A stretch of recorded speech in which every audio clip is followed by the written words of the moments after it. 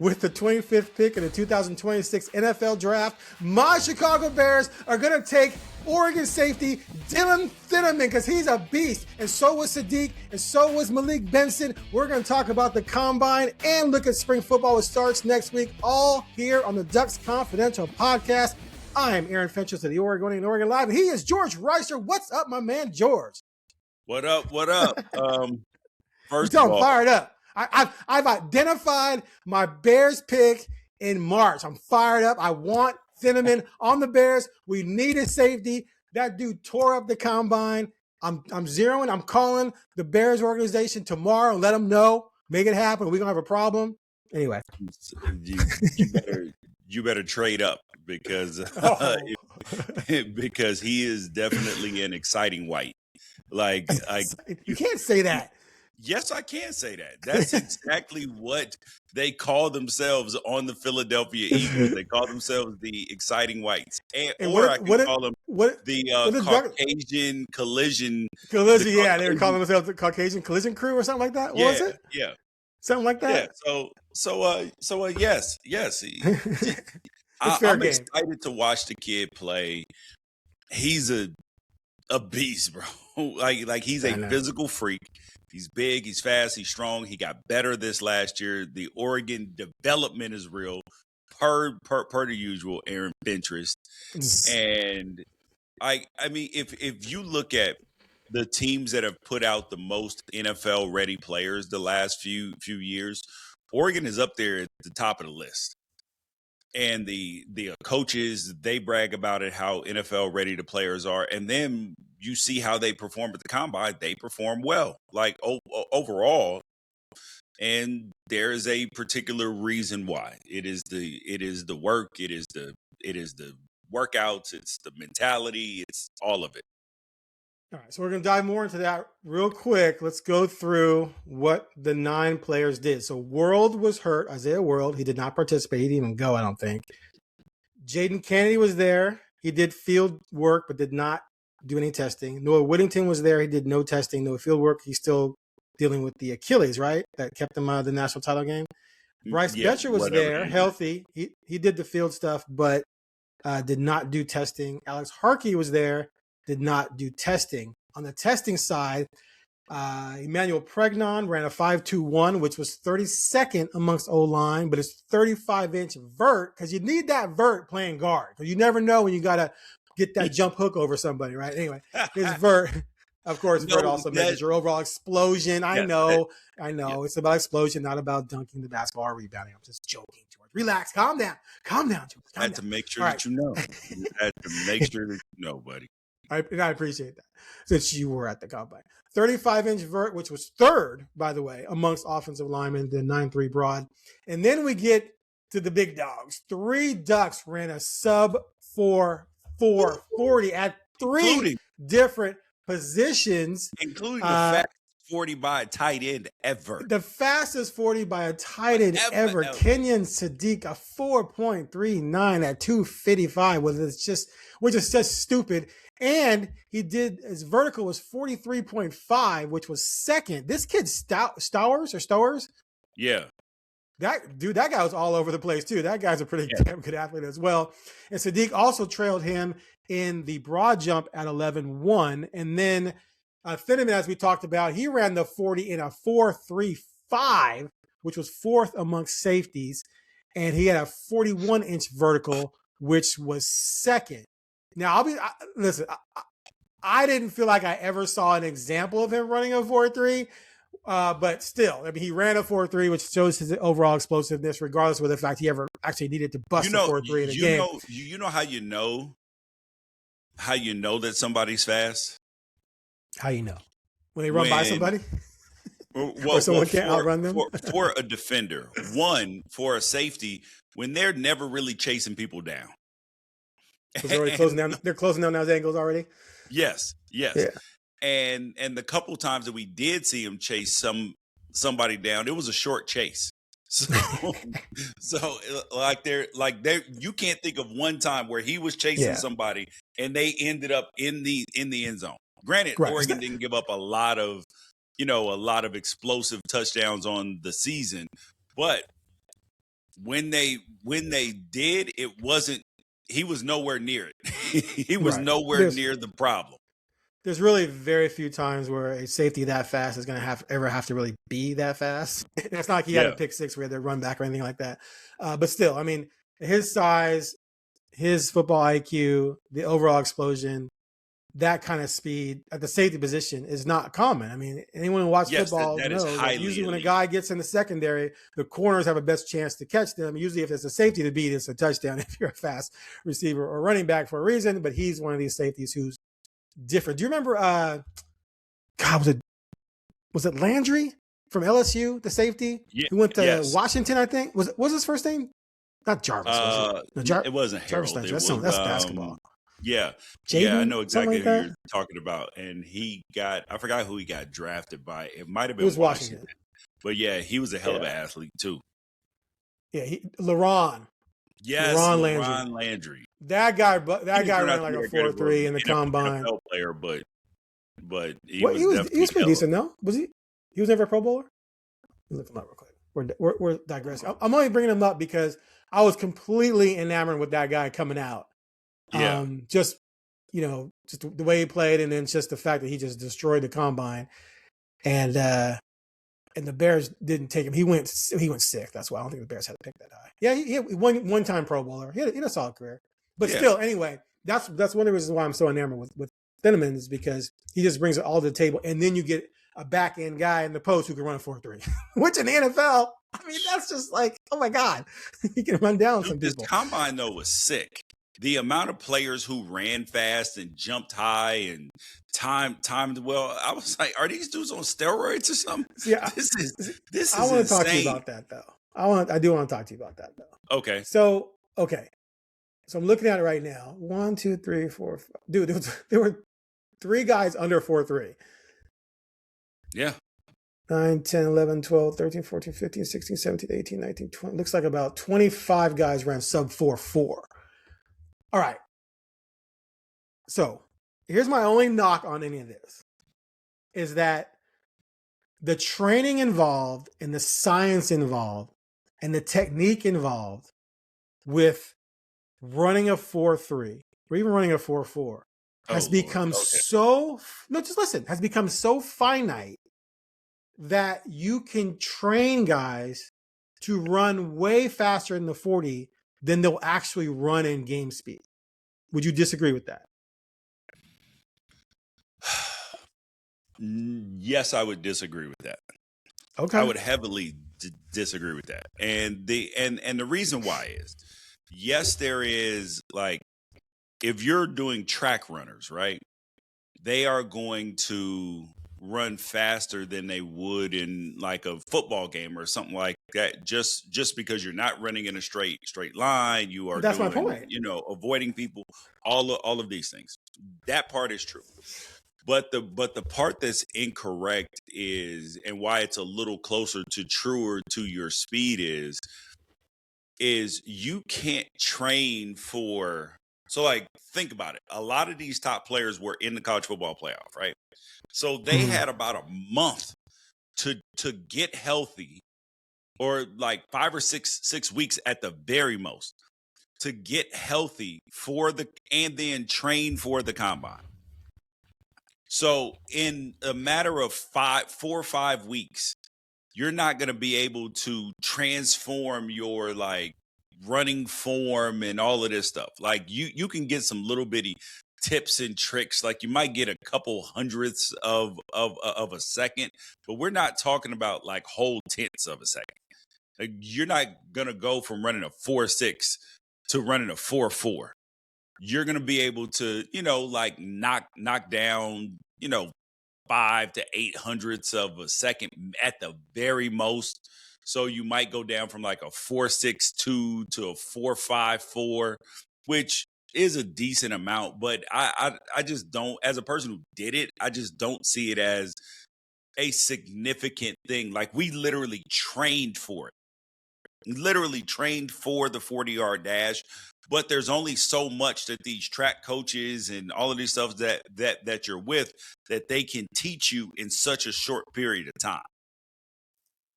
Okay, I don't necessarily disagree with you. However, what I'll say, well, first of all, not everyone made the playoffs. That's one. Number two, yeah. there's the training for the 40, and then once they've done it, they're not going to train like that for the 40 ever again. No, ever again. Correct. Right. So that's what I'm saying is that I agree. They're not going from a 4.6 to a 4.45 or anything like that. But I'm talking about guys going from they're legitimate everyday speed. If they show up to training camp every year, they're going to run a 4.6. But at the combine, they ran a 4.38 because they just trained for just but nobody's running a 4.6 in a It No, just I shows agree with that. what your 40-yard dash just shows is your top end speed capability. That's it. And it's not what you're going to do on a day in and day out basis. It just shows like how fast is possible for you. Right. And yes, there are some people that run very fast 40s that play slow. There are some people who run slower 40s, and like Jerry Rice. He's a classic. Yeah, Jerry Rice is a classic. 40, right. 4.5 40 guy. But he understood how to use his speed. So a guy that I played with named Jimmy Smith. And Jimmy Smith caught like 900 and something balls in the NFL. Yeah, I don't think he caught a ball until his third or fourth year, right? Because he got drafted by the Cowboys first, then he went to Philly, and then he ended up in Jacksonville. I don't think he caught a ball until he got to Jacksonville, maybe, right? So, yep, his first pass he caught was his fourth. He was injured and then out of the NFL, then fifth, 95 after being drafted in 92, correct. So Jimmy was a hell of a route runner. And Marvin Harrison told me out of his own mouth, we're talking about a Hall of Famer, who said, I watched Jimmy Smith run routes. He's the best route runner that I've ever seen. Okay. And I can attest to that. Best route runner I've ever seen. Jimmy Jimmy ran a 4.5. But the thing that Jimmy understood was closing the cushion, and he also understood what DBs were looking at. So he had figured out this crazy system, which he tried to teach me, but I could do it nowhere nearly as successfully as he could. Was he moved his legs at the same speed, but he would just shorten his strides. So if he were running a deeper ball, he would have longer strides, but at the same rhythm. So if he were doing something short, and then it allowed him to jump cut because he was never necessarily at full speed. So it allowed him he did this 2-foot jump cut thing that he did not slip, did not fall. It was anti everything that coaches teach you how to do this. And it allowed him to just consistently get open. And that's the thing that people overestimate with speed. Look at a guy like, the kid, he just went to the combine this year. He played at USC, and then he went to Georgia, the wide receiver. He just ran 4.3 as well. Look, the little dude. If you watch him play, he just finished his, I think, second or third consecutive season averaging under 11 yards per catch, and he's a mid 4.3 guy. So there are guys who run 4.3 that can't get on top of people. Like you never see him running by people. Jacoby Lane? No. He was at Georgia this last year. Oh, okay. He was at USC. Yeah, he ran 4.4. Yeah. He was at USC. Zachariah? Yes, Zachariah. Yeah, he ran 4.35. Yeah, you never see Zachariah Branch getting on top of anybody. You see him running little jitterbug routes and all of this stuff, screens and everything, but he never runs past people. So it's not that he's not fast, because he's fast when he gets the ball in his hands. It's hard for people to catch him. But for some reason, his route running does not allow him to run past people. It's like they know what's coming, so they just turn him. They just turn and run on the route. Right. Yeah. Yeah, it sounds like Jimmy Smith was really good at getting in and out of his cuts, which ultimately is more important, getting open than straight line speed. Correct. All right. So give me, since you played tight end obviously in NFL and college, you ran a 4.89 at the combine, not quite what Kenyan Sadiq did, but I'm not falling into your trap. I'm not falling for the banana in the tailpipe today. I'm just gonna let you just. I'm sorry. Oh, sorry. My bad. You didn't run the combine. You didn't run the 40 at the combine. It's a misprint on reference saying you ran a 4.89. You ran a 4.6 something at Pro Day at Oregon. That's the more accurate time. But just your impressions of Sadiq, someone at your position with that type of overall explosion. And, so this guy I talked to, and people were saying this on TV, that, you probably don't want him like in the box too much, trying to block 280-pound defensive ends, but he's going to destroy linebackers. He's going to destroy guys on the perimeter. So he gives you that dimension with that athleticism and his receiving ability. What were your overall impressions? Oh, dude, I and the 43-inch vert. Okay, so Myles Garrett, LeBron James, and a few other people historically, they all came from the same lab. And you had Kenyan Sadiq come from that same lab. He was created in the same place that those dudes were created at. They are not normal. They are freaks of nature. And not only do they have the physical capabilities, but they look good getting off the bus too. You take Kenyan Sadiq takes his shirt off and you're like, oh, okay, really? And then the next thing you wonder is, are those actually functional muscles or are they cosmetic muscles? That's all I really care about right now for me and my own body is cosmetic muscles. Okay. So, and then you're like, are these actual functional? You turn on the tape, you're like, oh, those, they work. Oh, damn. And he's not a stiff either. Because, like, I am big, I am strong. Yeah. but I can't lift his arms and make a catch over his shoulder pad. Yeah. Right? Everything's got to be right here. Yeah. And then you watch the testing and you're like, oh, this dude's a freak. He is an actual alien. Like, him, Wemby, LeBron. Actually, I wouldn't even put Wemby in there. Like Wemby's skill set is, but his body isn't outside of his height. Yeah, he's not that tall. impressive. Yeah. So to Sadiq's credit, I did a big feature on him right before the Peach Bowl, and I talked to his mom at length, and she said that he became obsessed with working out like in middle school. Like he'd have all the magazines, he'd be on websites, he'd be learning about diet, he'd give her a list of things to make for him. And he was homeschooled in high school, starting in high school, I think. And he would get up in the morning, go to the gym early, work out, come back, do some work, go to football practice, schoolwork, do some football practice, and then go back to the gym at night. And it got to the point where he was there so often, according to his mom, that he was doing workout plans for some of the grown men who were there. Like he would come and give them a workout plan to help them because he had learned so much about exercise science. And that's what propelled him to this not only training, but eating properly, eating right, taking care of his body. And then just year after year after year, the muscles just kept stacking on the muscles. And when he came to Oregon and like, if you see the picture of him, he's like 215, 220. Yes. And at Oregon, he just kept doing it, which is what you talked about the development at Oregon. They just kept adding to what he'd already been doing. And then, you get the lab monster. Yep, exactly. All right. We talked about Thieneman already. You don't think Thieneman's going to get to my Bears at 25? No. No, I think he'll be gone by 22 at the latest, probably. I need to spread a rumor. And actually, he actually may go significantly higher because Caleb Downs has like a degenerative knee issue. Oh, that they have found. So he might actually jump above Downs on some people's lists. Okay, that'd be interesting.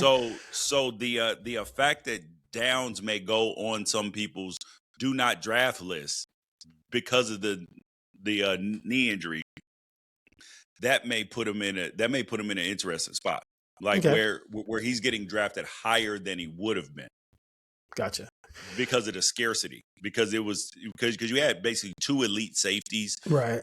And now you got like 1 2/3 maybe. All right, then as for Benson, the scout I talked to for my previews of the combine last week said that he had to run sub 4.4. He thought to get drafted. Some issues with route running and some other things. His vert wasn't very good, 32.5. But he did run the 4.37. He definitely has straight line speed. We saw him make big plays. He can return.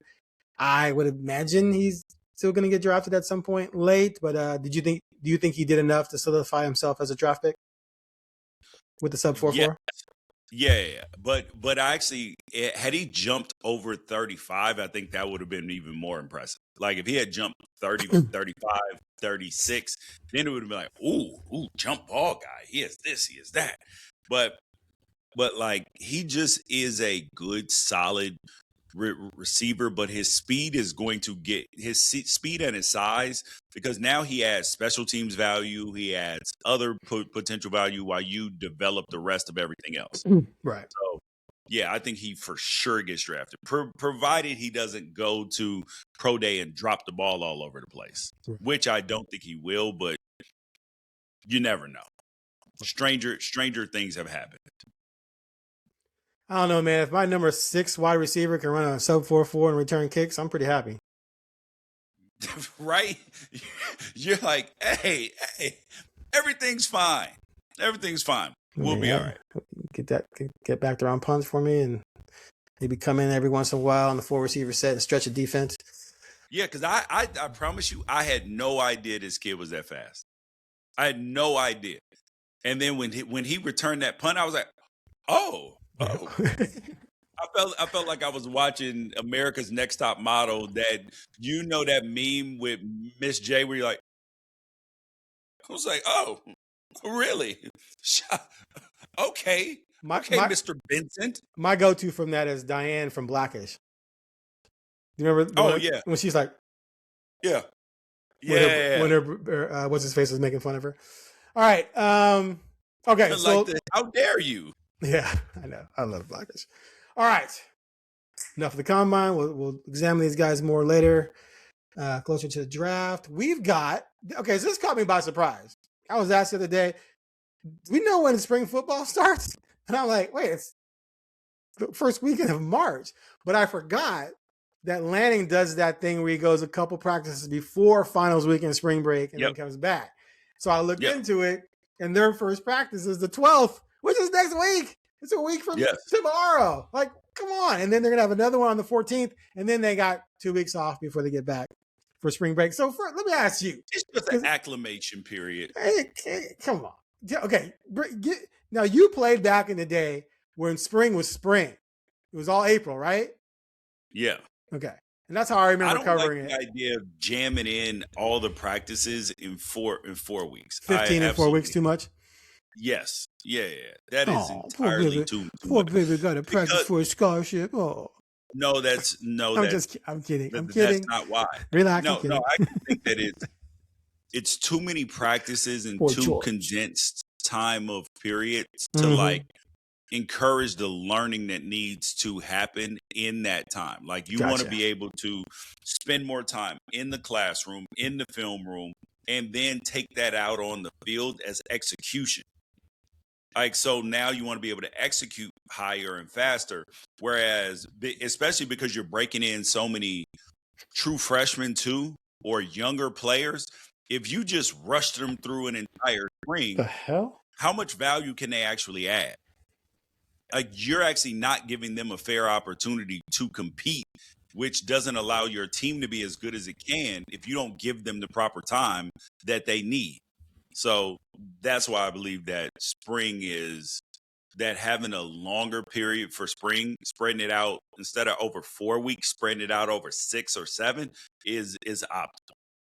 So now they'll come back and they'll squeeze in 13 and 25 days though, counting the spring game. Yeah. All right.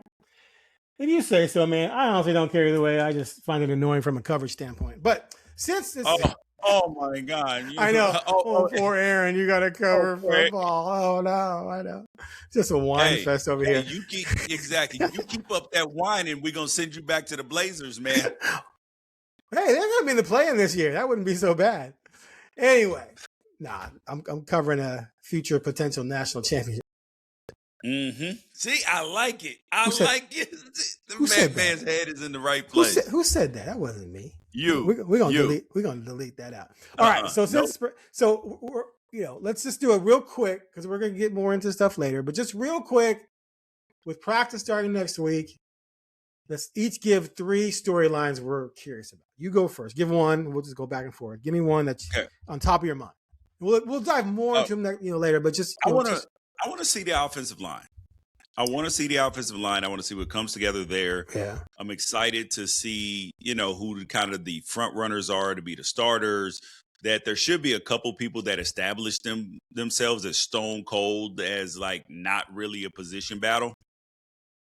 So I want to see where the tackles stand and one of the guard spots stands. So I'm excited. I think there's going to be some good opportunities there. I want to see the new kid from Yale, Fox Crater. I want to see Ian Nacho. I'm excited.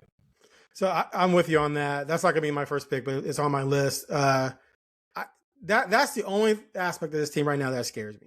And I'm not saying scares me from they're gonna have trouble, but like there's so much uncertainty there. And if you get to midseason, you're like, okay, we have 2 holes on the O-line, we're kind of screwed. That could blow up everything. I'm not saying that's gonna happen. I'm just saying that's the only thing where there's just a lot of mystery, right? So yeah, but the only reason why I'm not worried about it is because this is a 2-time Joe Moore Award winning. Finalist, and then they were a semifinalist the year before. Yeah. So they're going to put together a good offensive line. Right. So it's hard for me to, think that they won't. Right, and I agree with you. I mean, as we've talked about, if they felt they had 2 or 3 holes on the offensive line, they'd have been more aggressive in the portal. Correct. Which they've done. Exactly. Last year they had 3 starters, right? That were transfers. So they would have been more aggressive. Instead, they bring in the one guy from Yale. They went after the kid who went to LSU, but they weren't going to overpay for him. So I honestly trust that they know what they're doing. But it's the only if I'm saying that's the only thing and I trust it, then that's telling you where my head's at with the rest of the team. But anyway, I'm very interested to see what Evan Stewart looks like. Hoping to talk to him as soon as possible, just to find out what the year's been like for him, how much he was chomping at the bit, how close was he to actually playing? Was he considering playing in the playoffs? And how pumped he is to get back out there, how excited he is to lead this crew next year, lead the receiving crew, so to speak, and play with Dante. What he saw from Dante and how much he wants to play with that guy. And he's still trying to go to the NFL too. So that's someone I'm very interested in this spring. Your next one. Okay, my next thing would be I'm interested to see some of the transfers, the transfer defensive linemen. That's what I want to see. I want to see them, and I want to see Aiden Breland. So we got Marcus Dixon from Clemson, whether he's going to play on the D line or tight end. Jerome Simmons from ULM. You got Blue Dantzler coming over from Oregon State, and then DeAndre Robinson from North Carolina. So I'm excited to see them. Plus, I want to see what Elijah Rushing has on the defensive line. He's a kid that they have developed here. Aiden Breland developed here. So I'm excited to see how they do as redshirt sophomores too. Okay, yeah, that's a good one. Defensive line depth is important, but that front four is wicked. All right. Yes. So speaking of defense, Bryce Betcher, you hate to be too cliche. Ooh. Bryce Betcher. I don't know who that is. Oh, don't do that. Turn the page on guys, and don't come on. I'm joking. I know you are. But anyway, he was not trying to use cliches, but he was a glue guy, leader, kick everyone in the butt, get them going. Who's going to be that guy on defense? Who's that guy? Is it going to be Jerry Mixon? I think it has to be. He was a guy who played a lot last year. He was a big time recruit as well. So I think that's exciting for him. Right. Who else? Oh my gosh. Oh, is Flowers someone? The kid from Long Beach Poly, Williams, Dillon Williams. They are very excited about him as well. So I'm excited to see how he pans out as well. Okay, and your third one? Devon, the linebacker. Devon Jackson? He's a supreme athlete. I want to see him bulk up a little bit, show more physicality, because it feels like all the athletic tools are there. But okay, I'm gonna throw out a name for you, okay? And oh my gosh, why am I struggling on names today? The kid from Upland,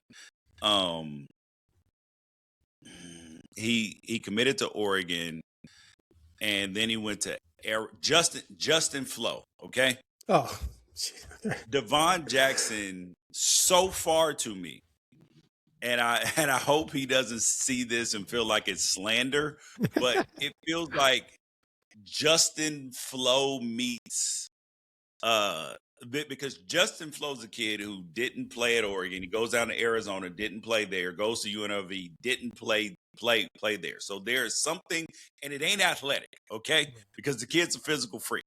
So Devon Jackson feels like he's got all these physical gifts, right? But then he's more like if you mixed Bryce Betcher and Justin Flo and got in the middle, but we need him more on the Bryce Betcher side, if that makes sense. Does that make sense or no? Yeah, no, I hear it. Because he was supposed to be one of the starters last year, but Mixon beat him out. Yeah. Part of that, dude. Well, Mixon got the injury. Well, I'm sorry, Mixon got the opportunity because he was hurt. Jackson was hurt. And then he never got the job back, essentially. Right. Okay. All right. I know this won't be decided in the spring necessarily, but just we don't get to watch practice. When I say see what happens, it's not like the old days. But backup quarterback is going to be Dillon, I know. But beyond that, I'm curious to see what's going on with Akili Smith Jr. And then also the running back tandem. Is Davison going to be like take the reins and be the guy, or is Hill in the mix for that still, or is it just going to be a 1-2 combo so it doesn't really matter? And again, that's not something that's going to be determined in the spring. But just wondering what's going on there, because Akili, he's got to be already looking at the overall big picture situation and thinking, where do I fit in here, right? I think his dad should understand what things are like now. So this spring is going to be crucial for Akili Smith. Right. Crucial for Akili. Because if he can make it to the point where it's a real competition between him and between the spring, to where during the season he's actually getting an opportunity at the number 2 spot, right? And remember, Brock Thomas is there too. Yeah. And they played Brock Thomas over a lot of people last year. So it ain't gonna be no layups just giving out. No. So I think that Akili knows that KJ has that's what everybody calls him. Is that KJ has to have a very good spring and then put together a good fall. That way, when it comes time, they are not like, oh, we need to hop in the portal again for a quarterback. No, you want them to say, oh, our quarterback is on our roster, whether it's Raiola, whether it's Akili, Brock Thomas, whoever it is. You want them at the end of next season to say our quarterback is on the roster, just like they did this last year prior to last year with Dante Moore, where they didn't go get one out the portal.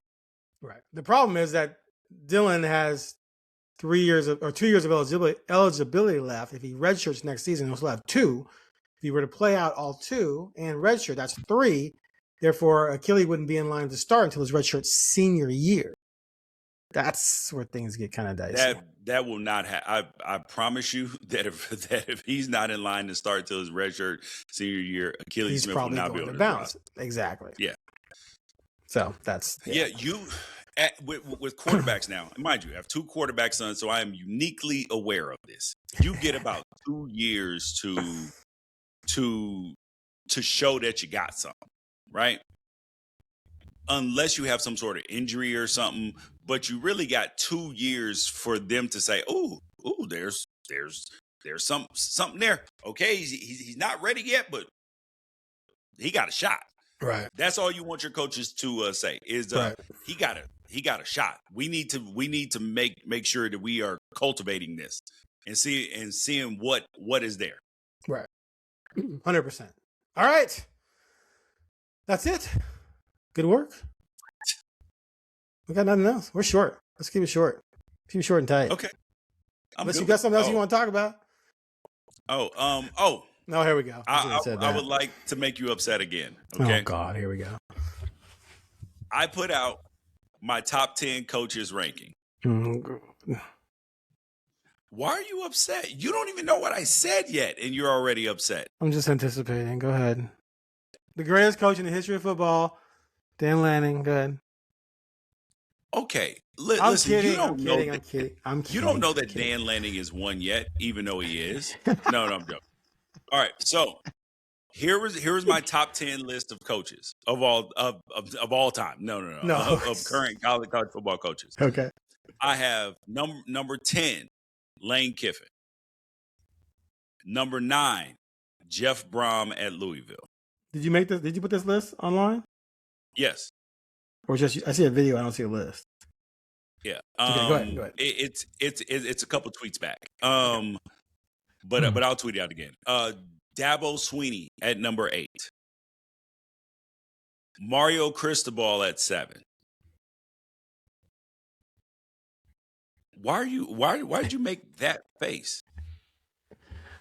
Now, they came one play away from winning it all, by the way. Yeah, that's nice. But you do have to. I mean, never mind. I don't need to explain to you. I think that you feel that Mario Cristobal at 7, considering some clock management issues, this was his first playoff trip. He did get fired at FIU. Did do a good job at Oregon. No. I'm saying like that. You got to take into account the whole body of work. Okay. I feel like he's 7 with an arrow going up. Okay. Marcus Freeman at 6. Mm-hmm. Lanning at 5. Okay. Ryan Day at 4. Okay. I put him at 4 because he got born on third base. He is not screwed Ohio State up. Like, he's done a phenomenal job. But we don't know if he can build something. He has taken it and kept it where it's at, national championship, all that. Like, you can't deny it. So I'm not trying to criticize him, but I do think the 3 coaches that I put in front of him deserve to be in front of him. Okay. Yeah. Number 3, I got Kyle Whittingham. Ooh. I got Kyle Whittingham at 3 and people are like, oh, he didn't win a national championship. Dude, he was at Utah. He's been in the Mountain West. He's been in the Big 12, and he's been in the Pac-12. And he has caused commotion and problems at every level. Making it to bowl games, winning conference championships, turning 0-star dudes into NFL draft picks. And I've always wondered, what is he going to do if he's unlocked premium prospects? So I got Kyle Whittingham at 3. I got Curt Cignetti at 2. And this is the same reason, because people think, oh, he's only done it for 2 years. No, he hasn't. He did it at Elon. He did it at IUP, did it at Elon, did it at James Madison, and did it at Indiana. So the same scale that I'm docking Mario a little bit for, I am then using that same scale to give Curt Cignetti credit, because all he does is win everywhere he goes. And then he just won the ultimate prize at a place where you're not born on third base in short order. And then number 1, I got Kirby Smart. He's just a staple of the college football playoff. Wins the SEC every year, damn near now. Back-to-back national championships. And there are some people that feel like Sark should be on the list. Sark he left UW. His nickname was 7-Win Sark. He went to USC. He got fired. And now he's doing a good job at Texas. So, no, he's not going to be on this list in front of anybody. But underachieved. Yeah. Right. Yeah. And then they're like, Kalen DeBoer should be on this list. I mean, he is 3-0 against your number 5 coach, but yes, but he loses games that he's not supposed to lose. I'm just poking the bear with that one. Sorry. None of these guys on and Dabo, who I love, who I have at number 8. This year is going to be crucial to him staying in this top 10, because I wonder, like, the arrow's going down on Dabo right now. Even though I love Dabo, I love everything that he stands for. I'm talking about in this era of college football, NIL, transfer portal, is he going to be able to fully adapt to this era, or has the game passed him by? So that's why he's at 8 with 2 national championships, winning the ACC so many times, because if 2 seasons ago, he would have been at number 2. Right. Okay. You know what? I honestly got nothing. Is that twice? Is that 2? I mean, I'm not saying I completely agree, but it's like, it's one of these things where, like, it can move 2 people here, move this person up there. It's not something that's in stone. Like, it could change mid-season, but I think it's a fair, with the criteria laid out, I think it's a fair list that I can't really poke holes into. So congratulations. We're gonna win him over. Hey guys, I told y'all when we started this, told you I would transform Aaron's life, and this is what we're doing, one show at a time. No, you just elevated your game to meet my expectations. That was very self-serving. It was kind of arrogant and self-serving on my part, though. Anyway, no, that was a quality response. I'm not even mad. All right. More impressed with you. Well, thanks for listening and watching the Ducks Confidential podcast, where George and I are agreeing far too much. We're going to figure this out and get back on the disagreement train here soon enough. Catch you later.